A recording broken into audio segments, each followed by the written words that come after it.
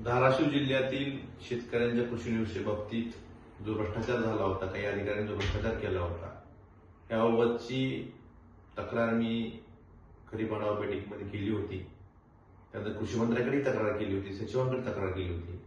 त्यानुसार शासनानं या ठिकाणी चौकशी समिती नेमून अधिकाऱ्यांचं निलंबन केलेलं आहे.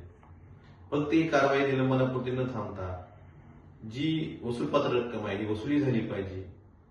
जे कठोर ज्यांचे दोष जास्त आहे, ज्यांनी जास्त भ्रष्टाचार केलेला आहे, अशा प्रमुख लोकांना, यातील प्रमुख आहेत यांच्यावर फौजदारी कारवाई झाली पाहिजे.